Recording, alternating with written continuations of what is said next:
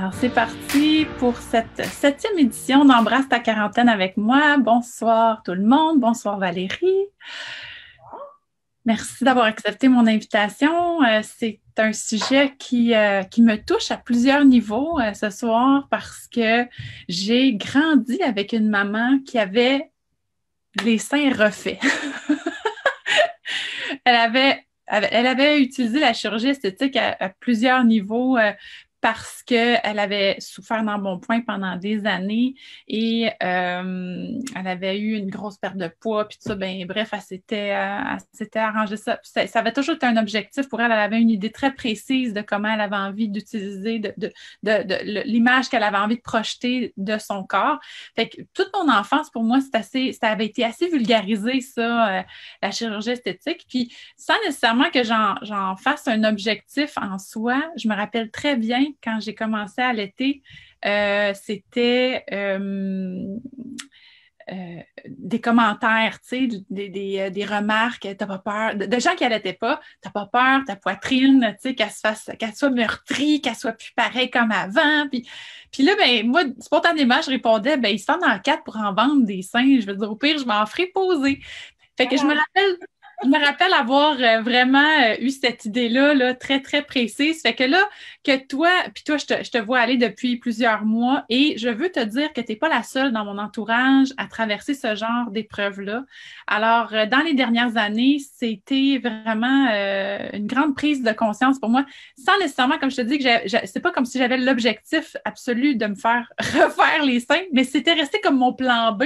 Et là, non, ça ne sera pas ça, pour toutes les raisons dont on va parler aujourd'hui. D'abord, Valérie, comment tu vas? Ça va très, très bien.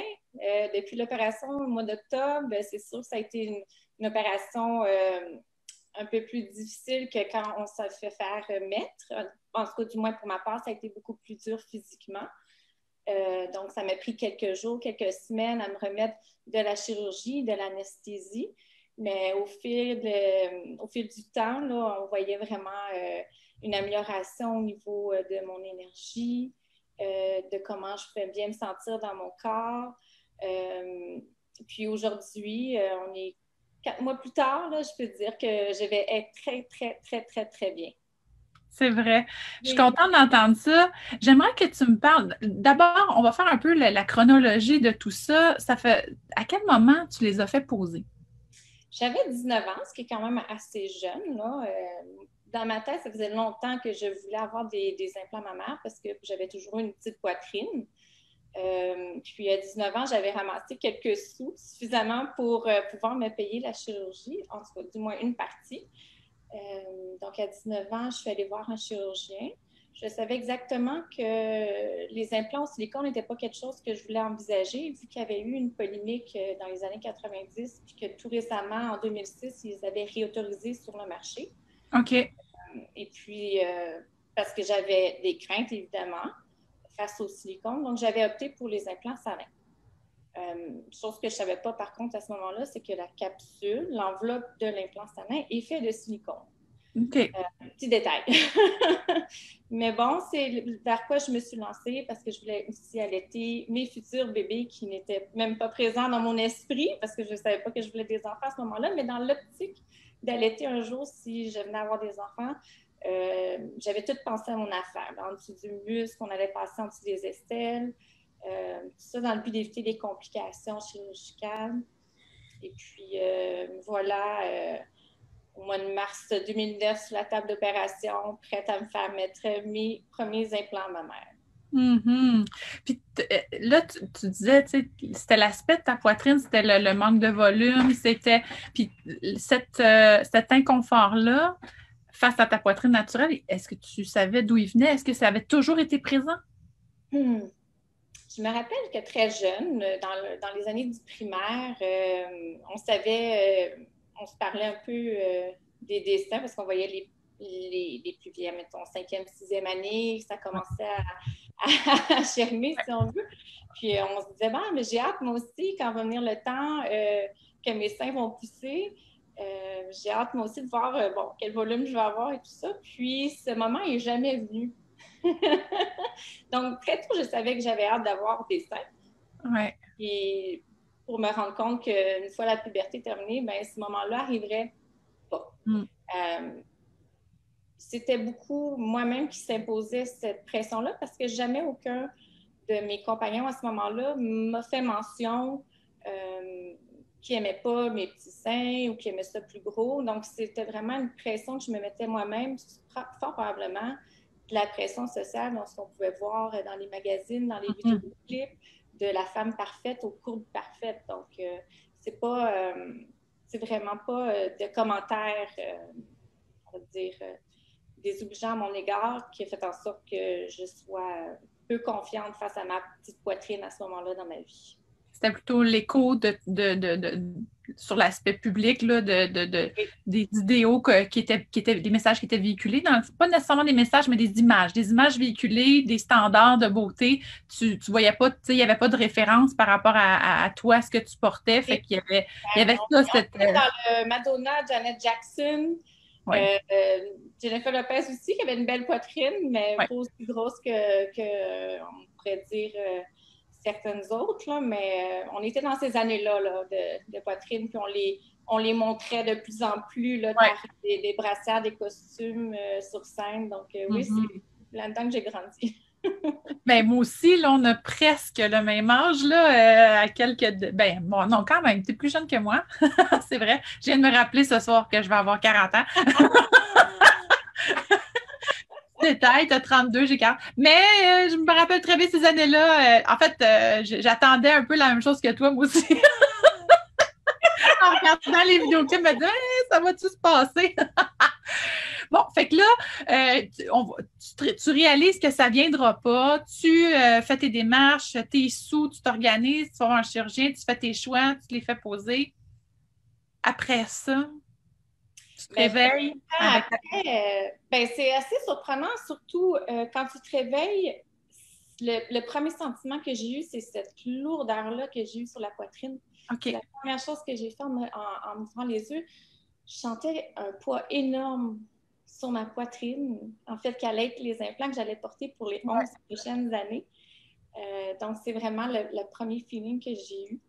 Puis, pas longtemps après, 8 mois plus tard, j'ai dû me faire réopérer. J'ai eu une complication, les implants se déplaçaient sous les aisselles. Donc, 8 mois plus tard, deuxième opération pour me faire retirer les prothèses et m'en faire réinstaller des nouvelles et corriger le problème. OK. Donc, déjà là, réopération dans l'année qui suivit ma première opération, c'était déjà un drôle de commencement pour moi. Puis là, tu as eu tes enfants, tout ça. Et là, tu sais, tu m'as brièvement parlé, ben, je le vois, là, tu sais, il y a des problèmes de santé qui sont apparus. Est-ce que tu projetais de les faire enlever? Est-ce qu'avant d'avoir des problèmes de santé, est-ce que tu étais déjà dans cette réflexion-là ou c'est vraiment ton état de santé qui t'a amené à revoir ce plan-là? En fait, moi, dans mon plan, mon chirurgien m'avait dit tu peux aller les faire remplacer dans 20 ans. Premièrement, c'est assez long comme délai, là, mais ça, c'est une parenthèse. Mais moi, mon plan était de les remplacer dans 20 ans, m'en faire installer des nouveaux. Par contre, ce qui est arrivé, c'est qu'en décembre 2017, aux nouvelles, il passait le fait que les implants texturés, il y avait eu des signalements, en fait, avec un lien d'un cancer qui était typique aux implants texturés, là, le lymphome anaplasique à grandes cellules, qui est vraiment associé aux implants mammaires, donc vraiment un cancer créé par l'implant mammaire. Et puis là, est venu un moment de panique. Donc, tout de suite, aller voir ma petite carte informative pour savoir est-ce que c'était des implants texturés ou non que j'avais dans le corps. Puis, quand je me suis rendu compte que c'était pas le cas, on dirait que je me suis comme mis la tête en dessous du sable puis dit bon, OK, finalement, je suis correcte. Puis finalement, je décide d'écouter le reportage d'enquête qui suggérait à ce moment-là. Puis à ce moment-là, tout est devenu très, très, très, très clair pour moi que mes problèmes de santé, puis aussi minimes qu'ils soient, là, que ce soit de la fatigue, des pertes de cheveux, et mes maladies auto-immunes qui ont apparu au courant de ma vie, là, suite à la pose des implants mammaires, que tout ça était relié aux implants mammaires, finalement. Donc, c'est mon premier contact avec la maladie des implants mammaires. Et puis, c'est vraiment via les nouvelles que j'ai su que ça existait, en fait. Puis, je me suis tout de suite inscrite sur un groupe. J'aimerais saluer Julie. Oui, elle Julie, est là, Julie, elle nous a fait un coucou. du groupe de soutien québécois pour les Québécoises. Alors ça a été un groupe formidable, un groupe où on a pu avoir beaucoup d'informations parce que quand on réalise toute l'ampleur des choses qu'on doit faire par la suite, trouver le chirurgien, s'assurer qu'il fasse une explantation en bloc ou du moins complète. Mais ça coûte... donc, beaucoup de questionnements et d'anxiété face au fait qu'on doit aller se faire opérer, ce qui n'était pas vraiment planifié là, à ce moment-là dans ma vie. Mais ça a été un groupe qui m'a vraiment aidée à cheminer, à trouver mon chirurgien, puis à aujourd'hui être pleinement heureuse avec ma petite poitrine. Ouais. Oui. Fait que là, parle-moi de tes symptômes, de tes problèmes de santé. Est-ce que, là, une fois que tu as fait les liens, tout ça, tu sais, là, le groupe a pu te guider dans les différentes étapes que tu as nommées. Mais là, à partir du moment où il y a le retrait, est-ce que c'est instantané? Comment ça se résorbe? Parce que là, tu m'as dit que c'était en octobre hein, que tu as fait retirer les implants. En octobre, oui. Fait que c'est récent encore, là. Puis ça peut prendre du temps. Dans le fond, il ne faut pas oublier que ça fait quand même 11 ans que mes implants sont dans mon corps, à activer mon système immunitaire. Dans mon cas, j'avais déjà une prédisposition aux maladies auto-immunes. J'avais déjà une thyroïdite auto-immune avant l'installation de mes implants mammaires. Donc, à ce moment-là, le médecin ne m'a pas avisé qu'il allait avoir un potentiel plus élevé pour ma part de développer d'autres maladies auto-immunes, vu que j'avais déjà une prédisposition. Parce qu'avoir su, jamais je me serais mis dans cette situation-là, parce que malheureusement, probablement que les symptômes liés à mes maladies auto-immunes ne disparaîtront pas. Par contre, assez rapidement, pour ce qui est des symptômes plus systémiques, j'ai déjà vu une grande amélioration. Le premier que j'ai remarqué, j'avais commencé à avoir de l'enflure au niveau des paupières. Les deux paupières étaient enflées et les gens me voyaient et me disaient « Ah, mon Dieu, tu as l'air d'avoir un orgelet. » ou j'ai dit « Oh, OK. » Effectivement, là, je les ai enflées, puis on fait tout le temps des comparatifs, on prend des photos avant, après. Puis 2 mois plus tard, là, les paupières n'ont jamais réenflé. Donc, ça a été comme « wow! » C'était un signe qu'il y avait tellement d'inflammation que mes paupières devenaient boursouflées à tout moment de la journée. Puis là, 2 mois plus tard, après le retrait de mes implants, j'ai plus aucun de ces symptômes-là. La fatigue, ça s'est beaucoup amélioré. J'ai pu recommencer à courir, chose que je n'avais pas faite depuis des années. Premièrement, c'est peu confortable courir avec des implants mammaires, mais aussi, j'en avais pas l'énergie. J'avais aussi beaucoup de douleurs articulaires aux genoux. La perte de cheveux, ça aussi, ça s'est beaucoup amélioré. Fait que oui, rapidement, pour ces symptômes-là, dans mon cas, ça s'est produit... ça s'est produit assez rapidement. Pour ce qui est du reste, on verra. Mais moi, j'avais en tête que quand j'allais me faire enlever, même si ça ne changeait absolument rien dans ma vie, je les voulais en dehors de moi. Je voulais pouvoir dormir je vais dormir en paix, pas savoir est-ce que dans 2-3 ans, avec des études, ou dans 10 ans, il va arriver d'autres choses. Puis, jouer avec ma santé, finalement, parce que quand on est maman, nos enfants deviennent nos priorités. Puis, est-ce que je vais être là, moi, en disant dans quelles conditions je vais être auprès d'eux? Fait que, non, c'était clair. Du moment où j'ai pris cette décision-là, c'était clair pour moi. Puis, de toute façon, j'avais plus envie de me refaire réopérer, que ce soit aux 20 ans, aux 10 ans, j'en avais fini. Je ne voulais pas retourner sur la table d'opération avec tous les risques associés à une chirurgie, associés à l'anesthésie.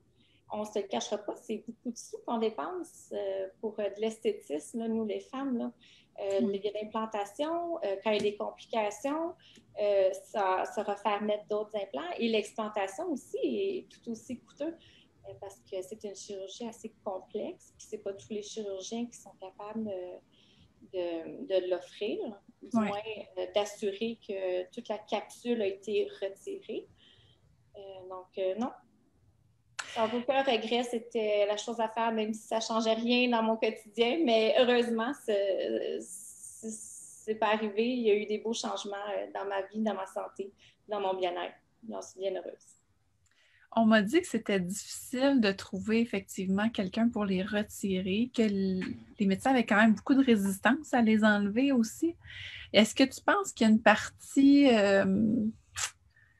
l'aspect lucratif de la pause vient jouer dans le manque de reconnaissance des problématiques associées? Penses-tu que ça a un lien, tout ça?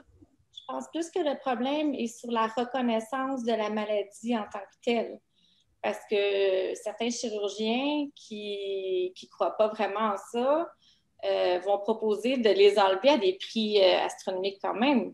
Donc, non, je ne pense pas que ce soit une question monétaire à ce moment-là. C'est que vu que ce n'est pas une maladie qui est reconnue, même si ça fait des années qu'on en entend parler, parce qu'il n'y a pas eu assez d'études, du moins une assez grande étude et sur du long terme, pour prouver enfin que la maladie existe. Donc, jusqu'à aujourd'hui, la plupart des médecins n'y croient pas. Le plus gros du problème. Puis la démarche de reconnaissance, elle va passer par une étude randomisée, ça va passer par une étude quantitative. Comment, tu sais, comme... Mettons c'est une étude sur plusieurs milliers de femmes, parce que là, quand Santé Canada a réautorisé, le moratoire a terminé en 2006, puis par rapport aux implants en silicone, l'étude qui avait été faite était sur moins de 1000 femmes et sur une courte période. Donc, comment on peut garantir aux femmes que non, effectivement, il n'y a pas de problème avec les implants si on se dit, ben, au lieu de faire une étude de 10 ans, c'est une étude qui a duré 2, 3, 4 ans. Dans les 2, 3 premières années, il ne se soit rien passé chez ces femmes-là, mais c'est pas ça le problème. Il faut faire une étude à long terme et sur plus que 1000 patientes. Là. Puis là, tu penses que qui doit s'intéresser à ce sujet-là pour qu'on puisse passer à la prochaine étape, selon toi? Les instances gouvernementales, Santé Canada, je sais que Julie essaie fort de ce côté-là, là, avec d'autres collaboratrices, là, mais il faut aller plus haut. C'est vraiment Santé Canada, le gouvernement, qui peut mettre, du moins, faire des restrictions ou d'empêcher, du moins, les implants texturés d'être vendus. Ceux qui Ils le sont encore, malgré le lien avec le cancer? Si ma mémoire est bonne, il y a une seule compagnie qui, eux, ne peuvent plus les vendre, mais sinon, Mentor et une autre compagnie peuvent encore vendre des implants texturés. Mais ils se doivent maintenant d'informer la patiente du risque de lymphome qui serait associé à ce type d'implant-là. Quand tu te les as fait poser, est-ce qu'on t'a informé de certains risques? Parce que tu as dit, on ne m'a pas parlé des risques de maladies auto-immunes pour moi de développer plus, vu que j'avais déjà une prédisposition. Tu dis, ça, on m'en a pas parlé. Est-ce qu'on t'a parlé des risques associés au fait de te poser des implants mammaires? Les seuls risques expliqués étaient en lien avec la chirurgie. La chirurgie, les risques d'anesthésie, les risques d'infection, mais rien en lien avec les implants mammaires parce que, encore une fois, ils n'ont pas prouvé que c'était dangereux. Mais ça peut ils n'ont pas prouvé que ça ne l'était pas non plus. Exactement. Julie a dit c'est un marché de 400 millions de dollars. On sait que la maladie des implants mammaires existe depuis les années 90 et les implants Down Corning. Une chance que certains plasticiens ont commencé des études prospectives à long terme. Elle dit, un seul modèle est banni, le BioCell de Allergan, peut-être. Là, Ouais. Il y a quand même un rapport, un conflit d'intérêt à la pause, tu sais, puis il Puis il y a un manque clairement d'informations. Puis je fais le parallèle avec le manque d'informations qu'on donne aux jeunes filles qui vont se faire réduire la poitrine aussi. Dans les problématiques d'allaitement qui sont pratiquement indissociables, là, il y a beaucoup de mes clientes qui, après avoir eu des problématiques d'allaitement liées au fait qu'elles avaient eu une réduction mammaire, avaient dit avoir su, j'aurais attendu après avoir eu mes enfants. Fait qu'il y a quand même... Une femme en âge de procréer, puis devant toi, le chirurgien, ça devrait être une de ses premières préoccupations, de savoir si la femme souhaite allaiter un jour. Peut-être que oui, peut-être que non, mais au moins l'informer qu'il y a un risque réel, que ça joue sur sa production de lait, puis de sa capacité à allaiter là, par la suite. Là. C'est toute une question de choix éclairé, puis si on n'a pas toute l'information, un peu comme dans l'accompagnement, un choix éclairé, il faut avoir l'information qui est juste. Mais présentement, le choix éclairé, l'information pour faire le choix éclairé repose sur la personne qui tente de te vendre un service. C'est malaisant, ça? Je trouve qu'en tant que médecin, leur priorité, même si c'est des chirurgiens au privé et c'est des chirurgiens qui travaillent dans l'esthétique, ils devraient toujours avoir en tête le bien-être de leurs patientes. Ça devrait toujours venir en top de liste. Mm-hmm. Pas l'avantage financier, qui est souvent le cas. Donc, c'est des milliers de dollars. C'est quand même des grosses dépenses. C'est assez banal pour eux comme chirurgie. Là. Ça se fait assez vite. Puis, dans une journée, ils peuvent peut-être en faire 3, 4, même plus, je ne sais pas, mais c'est quand même une intervention assez rapide. Là. Rétention de l'information, les clients ne peuvent pas faire des choix éclairés. C'est beaucoup ce qui est dénoncé, là. Puis c'est là toute la complexité, je trouve, de pouvoir faire un choix éclairé quand il est question de... De notre santé? De la santé, oui, de la santé, puis de l'avenir aussi, tu sais. Tu vois, 20 ans, effectivement, moi aussi, je trouve ça beaucoup parce qu'il me semble que c'était 10 ans, la limite. À chaque 10 ans, il fallait les changer. En tout cas, c'est moins que ça. Oui! Ça, si on regarde les pamphlets explicatifs des fabricants, c'est moins que ça. Mais la plupart des chirurgiens vont dire tant qu'ils ne sont pas rupturés ou 10 ans, 20 ans, il n'y a pas besoin d'échanger. Mais en fait, en réalité, c'est beaucoup moins que ça. Ils devraient être changés plus souvent. Mais encore là, ça ne va pas prévenir les problèmes. Non, effectivement, ça ne va pas prévenir les problèmes. Puis là, toi, bon, je l'avais écrit dans ta description, tu es infirmière, tu travailles en santé. J'imagine que ton regard sur tout ça est quand même teinté aussi de ta formation, de ton rapport aux patients. J'imagine que tu as une grande sensibilité là, par rapport à la gestion de ton dossier, comment ça a été géré à l'intérieur de la pause et de l'extraction. Pour ce qui est de l'extraction, encore une fois, je suis pleinement satisfaite du suivi qui a été fait de A à Z par une équipe qui a été incroyable. Puis aussi via le groupe Facebook. Donc, pour ça, je me savais en très bonne main et j'avais exactement toute l'information dont j'avais besoin. Donc, puis, ce qui est arrivé par la suite, c'est que j'ai eu une complication après l'opération. Encore là, j'en étais consciente. Et puis, à le refaire, je le ferais exactement de la même façon, même si ça a été difficile pour moi, la petite complication que j'ai eue. Donc, tant qu'on a l'information, après ça, quand une complication arrive, bien, au moins, on en était consciente. C'est un des risques que tu courais en les retirant. Tu savais que ça pouvait arriver, fait que tu as fait ce choix-là en connaissance de cause. Eh bien, voilà. OK. Non, mais souvent, on me demande, mon Dieu, tu l'aurais-tu fait avoir su? Mais oui, je l'aurais refait avoir su.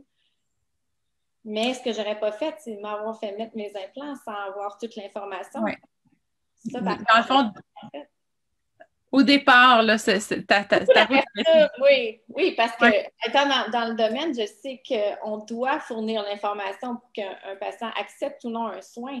On ne peut pas forcer ou cacher de l'information. Non, parce qu'après ça, on peut revenir, on peut se refaire taper sur les doigts. Non, non, tout à fait.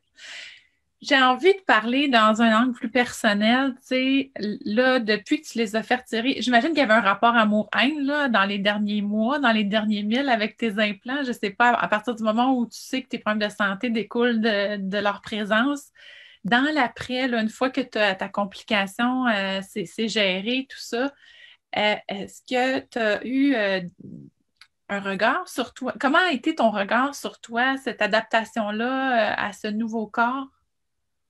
C'est sûr, c'est quelque chose qu'on se prépare avant. C'est une des grandes inquiétudes qu'on voit beaucoup sur le groupe, avec raison. Cependant, j'étais prête à n'importe quel résultat pour retrouver la santé. OK. N'importe quel résultat était 100 fois mieux que de les garder en moi puis continuer à dépérir. Mm-hmm. Donc, j'avais cette mentalité-là de me dire, qu'importe, il y en a un qui plie, il y en a un qui est plus haut. C'est juste une paire de seins, puis on y va, tu sais. Parce que si j'avais vu, je pense que c'est ce qui m'a le plus marqué, j'avais vu des femmes qui ont eu une mastectomie totale, puis qui s'étaient fait enlever leurs implants mammaires. On s'entend, ils se retrouvent complètement plates et en plus avec des cicatrices qui ne sont pas comme les nôtres. Là. C'est en plein milieu du sein, puis c'est très visible. Puis pourtant, Là, la mastectomie, là, c'est le sein qui est retiré complètement. Puis oui, le mamelon, il y a, tu sais, c'est vraiment, il n'y a plus rien, là. exact, exact. Puis pourtant, quand je les regardais, là, je les trouvais donc belles. Puis une en particulier, là, elle rayonnait tellement, puis elle dégageait tellement de sex appeal, puis pourtant, elle n'avait pas de sang. Mm. Donc, si une, je veux dire, est-ce que le sex appeal découle d'une paire de seins? Finalement, pas du tout. C'est de ce qu'elle dégageait, finalement, sur sa photo. Puis j'ai fait, ouais, OK. Une femme, la féminité ne se définit pas juste en une paire de seins. Mm. Oui. C'est quand c'est ancré en toi, puis que tu y crois vraiment, après ça, tu te lances à 100 000 à l'heure, puis tu n'as pas de regrets. Fait qu'il n'y a pas eu de. T'as pas eu de clash, là. Tu sais, t'étais dans l'accueil, là, Oui. Oui. Non, jamais. Après ça, on s'entend aussi qu'on a un pansement compressif. Puis je savais aussi de où je partais. Donc, je savais très bien qu'au mieux, j'allais avoir la poitrine, la grosseur de poitrine que j'avais avant. Puis c'est sûr que tu as toujours un petit stress quand tu arrives au suivi post-op, puis que c'est le grand moment de, De contempler les résultats. Mais non, la première fois que je les ai vus, j'ai souri, je pense, jusqu'ici. Mon conjoint était là aussi. Les deux, on s'est regardés souriants. Puis on les a immédiatement trouvés très, très jolis. Oui. Oui. Et justement, parlons-en de ton partenaire de vie. Lui, est-ce qu'il est là depuis le tout début? Je ne sais pas, c'est combien de temps vous êtes ensemble? Je l'ai connu avec des implants mammaires. Donc, il ne m'a jamais connu avant, OK. avec ma petite poitrine. Puis les discussions que vous avez eues, ben, tu sais, je suis convaincue qu'il t'a pas dit non, non, sais-tu quoi, moi j'aimerais mieux que tu restes malade avec tes implants. J'imagine que c'était pas du tout son discours, mais j'imagine qu'ensemble vous avez eu ces discussions-là aussi. Effectivement. Puis la première fois où il m'a entendu parler du lien possible entre la maladie des implants et tout ça, lui aussi, il a dû passer par des étapes, puis le déni et tout ça. Puis oui, il y avait une crainte qui a été verbalisée sur l'allure finale, puis de la façon dont j'en parlais aussi, puis je disais, ben moi j'étais plate, j'avais rien, puis c'est sûr que il a été honnête, puis c'est correct de verbaliser son inquiétude, mais au final, lui aussi, il disait, Colin, avoir su, j'aurais embarqué, mais ça, c'est toutes des étapes. Puis autant les partenaires que la femme qui passe à travers toute cette aventure-là, c'est des étapes qu'il faut franchir une à une, puis tu le fais pas du jour au lendemain. Là. Ça m'a pris 2 ans au total, là, en arriver du moment où j'ai su pour la maladie, que j'ai fait les liens à l'opération. Mais aujourd'hui, il serait le premier à venir parler haut et fort de la maladie des implants mammaires. de dire aux hommes que les seins naturels, c'est bien plus beau. Puis, ça a été un changement de discours, finalement. Mais c'est beau Oui, que vous ayez pu cheminer tous les deux là-dedans, même si au final, ça reste que c'est ton corps, puis que ça t'appartient, puis que, bon, la décision ultime te mais revient. c'est normal aussi pour je l'ai complètement compris parce qu'il faut se mettre aussi dans la place de l'autre. Au final, j'allais le faire, qu'importe, Mhm. qu'importe les discussions, ça c'était clair, puis je savais que c'était clair aussi. Mais c'est vrai que les hommes, nos compagnons, ont aussi des craintes au même titre que j'en ai eu. J'en ai eu des craintes sur l'allure finale de ma poitrine. Mais Ouais. comme je dis, c'est un processus. Puis son processus s'est fait aussi à Mm. travers tout ça. Oui, parce qu'on entre en contact l'un avec l'autre, avec nos corps aussi, au-delà de la relation, au-delà de nos émotions, on rentre en contact avec nos corps. Puis, est-ce que le fait que toi, ça se soit, est-ce que tu dis ça s'est placé, ça s'est-tu placé avant lui pour toi, dans ta tête, Oui, dans ton cœur? oui, oui, c'est ça. Il y a eu un délai entre son acceptation et mon acceptation. Mais c'est Mhm. plus facile quand on le vit, puis quand on est convaincu réellement que nos implants sont en train de nous tuer à petit feu. Là. Il y a Ouais. une question à se poser à ce moment-là, versus les hommes qui ne le vivent pas. Non, non, c'est ça, exactement. On n'est pas à la même place, on ne le vit pas de la même façon, mais ça revient en même temps à la sexualisation des corps, puis à comment on les perçoit, puis même, tu sais, mon regard sur le corps de l'autre est influencé par énormément d'éléments culturels, tu sais, que j'ai reçus toute ma vie, en fait. T'as dit, j'ai pas eu de commentaires sur ma poitrine jamais. Ben, t'es rare. C'est tellement fréquent, tu sais. Puis si c'est pas des autres, on se le fait soi-même. Tu sais, je veux dire, à quelque part, on est le produit de Je notre suis chargée. environnement. Ben, Je suis chargée. exactement. Tu sais, moi, j'ai tellement souvent dit, j'ai les yeux de ma mère et la poitrine de mon père. Moi, je disais ça à la blague tout le temps, tu sais. Puis c'était pas faux. J'avais moins de poils, mais ça, ben, la maternité m'a un petit peu aidée après, tu sais, mais bon, c'est ça. Fait que aujourd'hui, tu sais, je regarde plus ça de la même façon, mais je me rappelle, là, tu sais, ma vingtaine, là, c'était beaucoup la comparaison avec les autres. L'adolescence aussi, comme tu le décris, tu sais, il y a quelque chose, il y a des attentes, il y a quelque chose dans la façon de voir la féminité, dans la façon de voir ma sexualité aussi, qui est qui a il y a un rapport à ma poitrine, puis à comment l'autre voit ma poitrine, puis comment les autres pensent, qu'est-ce qu'ils pensent. C'est tellement, mais c'est rarement nommé comme ça. C'est mon chum qui écrit beaucoup moins de poils que ton père, selon moi. Il dit selon moi. Mais oui, c'est ça. Fait que mais tout ça pour dire que cette culture-là du corps, cette culture-là du corps selon certains standards, tu as nommé des chanteuses, puis les vidéoclips, puis tout ça, puis comment on reçoit cette information-là nous amène, ça influence nos perceptions, nos décisions, nos choix.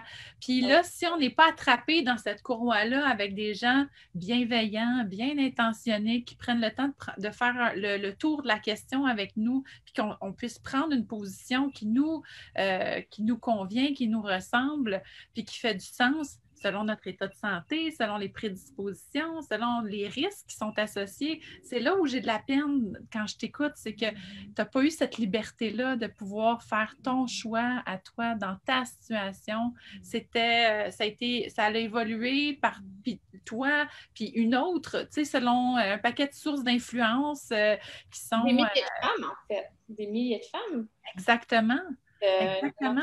vraiment pour les mauvaises raisons, qui est, comme tu dis, la plupart du temps, une pression sociale. Puis on s'en rend même pas compte. Non. Mes parents m'avaient toujours... J'ai eu beaucoup de valorisation. J'ai pas eu de mauvais commentaires de mes anciens compagnons. Mes parents m'ont toujours dit que j'étais... Tu sais, on a renforcé ma confiance en moi, mais malgré tout, la pression était tellement forte que je suis allée pareil. Ouais. Ouais. C'est un gros travail de société, ça ne se fera pas du jour au lendemain, dès le plus jeune âge, il faut que les jeunes filles, il faut absolument qu'elles aient confiance en elles. Il faut travailler sur cette confiance-là, sur la beauté. Il n'y a pas autrement. Il n'y a pas autrement. Fait que, j'en ai fait une petite mission. Puis, Ouais. encore une fois, malgré tout, là, même si aujourd'hui j'ai plusieurs problèmes de santé, je referais la même chose parce que je ne vis pas de regrets. Je ne vis pas dans le regret. Je me remets toujours au moment présent où je fais des choix et comment j'étais à ce moment-là. Parce que c'est facile de dire, mais j'aurais pas dû. Effectivement, j'aurais préféré pas vivre tout ça, mais aujourd'hui, ça fait le moi qui je suis. Là. Mm. Puis la confiance que j'aurais pas pu avoir cette confiance-là probablement de mes petits seins aujourd'hui. Parce que c'est vraiment ma fierté. J'aurais jamais pu penser dire qu'un jour mes petits seins, j'allais en être fière. Ah, c'est bon de t'entendre. C'est beau de voir le chemin que tu as fait aussi. Puis, tu sais, je pense que on dit, on veut pouvoir renforcer la confiance des jeunes filles. Je pense que on a un devoir de montrer des corps différents, d'accepter déjà notre propre corps pour nos filles, tu sais, je pense que là, ça, c'est le premier pas. Tu sais, à quel point moi, j'arrive à accepter, à rigoler de ma petite poitrine, puis à faire des blagues. Puis, tu sais, ma fille regardait les poitrines de mes belles-sœurs en disant, moi, j'aimerais ça avoir ceux-là. Puis, tu sais, elle était tout petite. C'est comme un catalogue. Tu sais, c'était vraiment des blagues d'enfants, mais tu sais, je pense que là, d'avoir des discussions franches par rapport à ça, tu sais, tu verras, tu sais, on ne sait pas laquelle, mais génétiquement parlant, elle a peu de chance. On a Parce pas qu'il n'y avait pas le poil. non, c'est ça, tu sais, il n'y a pas grand forte poitrine dans nos familles. Puis de toute façon, tu sais, là, avec l'âge, avec l'âge, même pas avec l'âge, je me rappelle avoir ma trentaine, là, puis magasiner avec des amis qui ont des fortes poitrines, puis qui ont de la misère à trouver des vêtements qui ferment parce que, ou qui, tu sais, là, tu ne mets pas un chandail avec un dessin, ça n'a juste pas de bon sens le dessin. Puis là, on avait toutes ces discussions-là OK, parce que là, on cherchait des chandails pour faire des spectacles, nanana, puis là, on n'avait pas du tout le même gabarit. Puis, hey, réaliser que finalement, ben, dans ce corps-là, je suis vraiment bien, puis de trouver mes cadeaux, tu sais, à l'intérieur de ça, parce qu'il y en a forcément, tu sais. Mais c'est tout un travail, ça, d'accepter, de s'accepter tel que l'on est. Puis je trouve que c'est ça qu'il y a de fort dans le message que tu portes. Oui, il y a le devoir d'informer, je le vois là, que tu t'en es fait une mission de partager ton expérience pour offrir à d'autres le choix que tu n'as pas vraiment eu.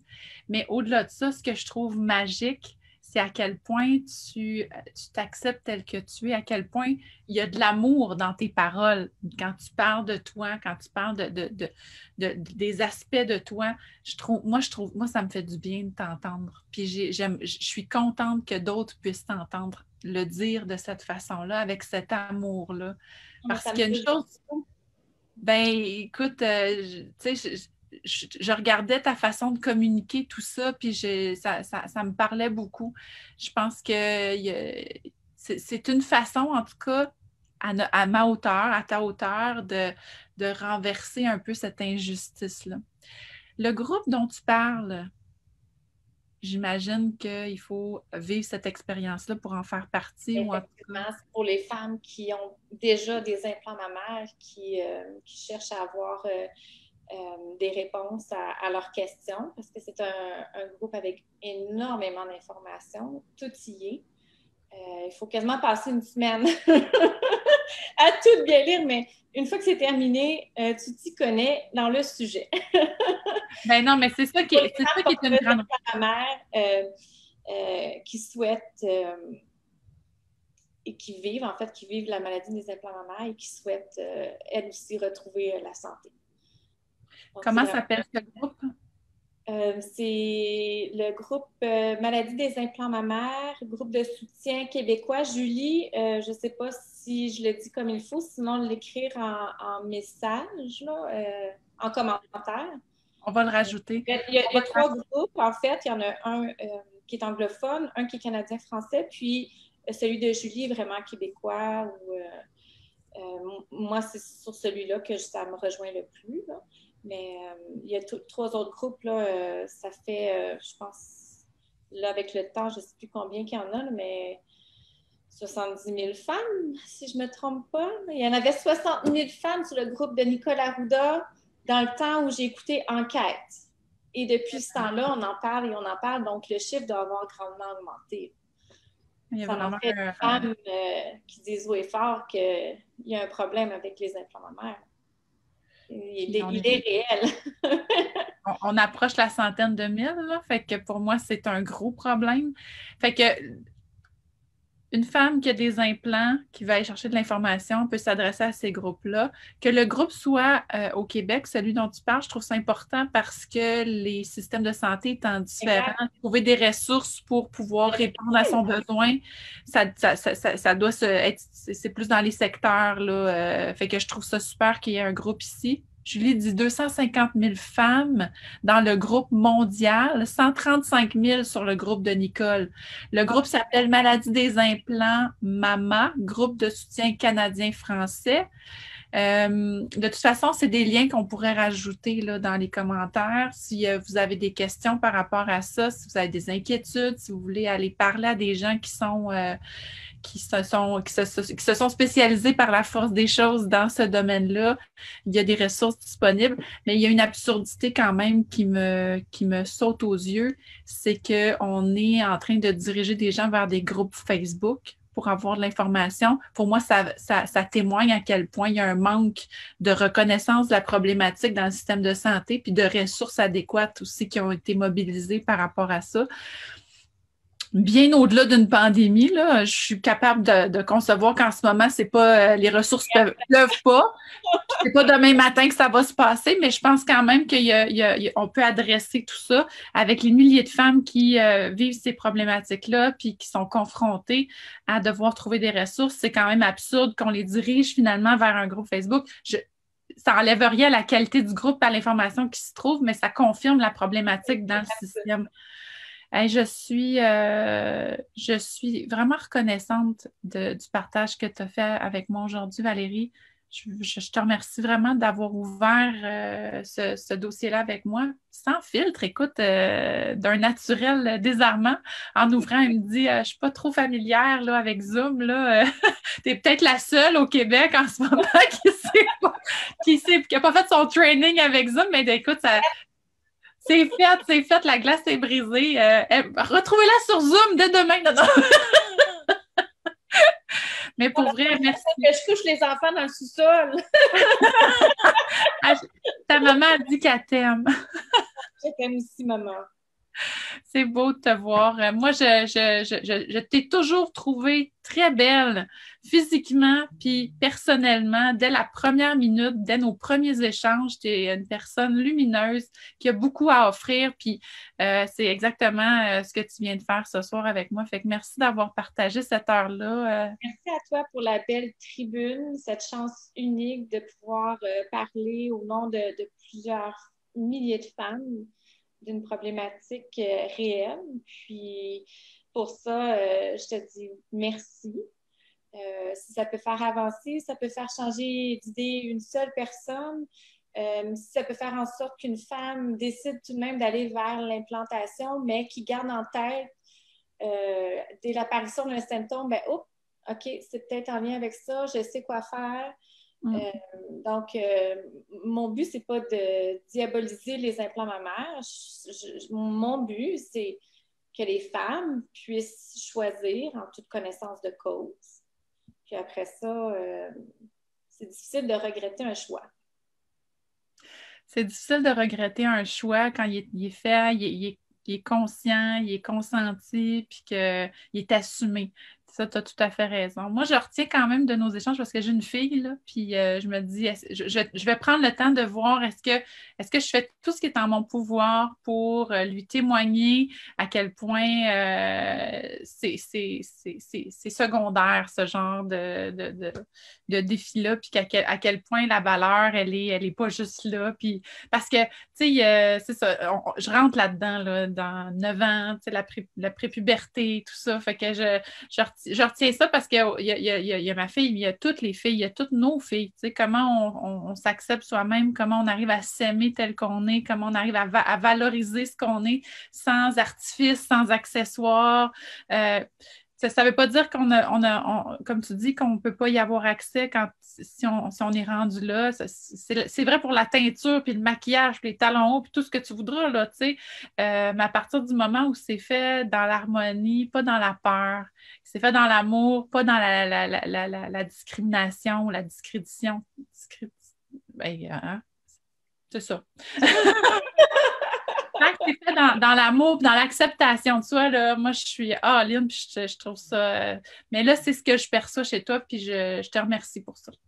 Merci de ta présence, puis continue de prendre soin de ta santé, puis continue de prendre soin de la santé des autres, ma belle infirmière, dans notre système qui souffre, lui aussi, puis qui est malade, dans notre belle pandémie. Merci pour tout ça, puis à bientôt. À bientôt, ma belle Annick.